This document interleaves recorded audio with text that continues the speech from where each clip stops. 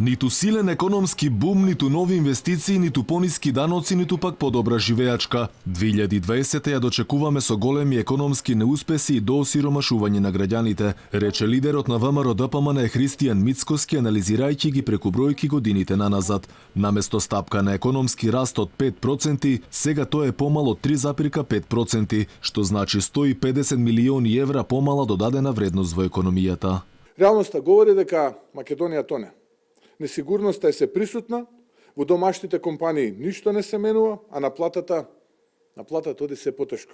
Само за месец декември 2019 година биле планирани околу 8,5 милиарди денари да бидат прибрани од страна на управата за јавни приходи, а биле прибрани околу 8 милиарди и 50 милиони денари.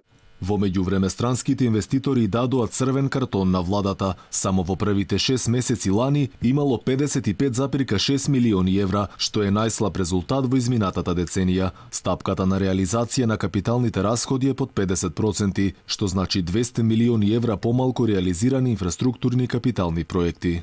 Заклучно со месец септември имаме за 186 милиони евра помалку директни странски инвестиции отколку за истиот период минатата година, и тие се на ниво од 113 милиони евра. Колку за подсетување, соседна Србија за истиот тој период има 2,6 милиарди евра директни странски инвестиции.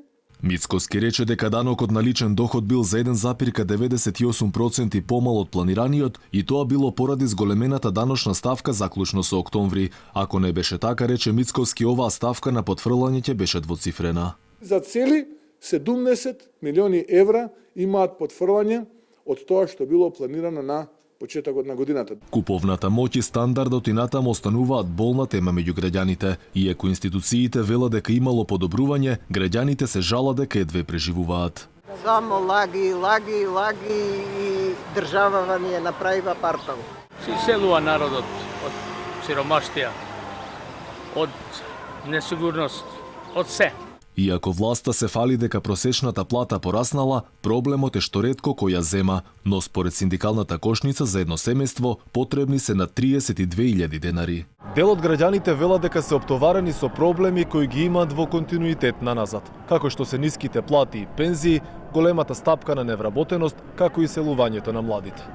Добар дел од луѓето велат дека има олеснување, но дека се уште не чувствуваат подобрување во секојдневната живеачка. И покрај благите подобрувања, земјата и натаму останува меѓу лидерите на сиромаштија и иселување на младите кој зема се поголем замав.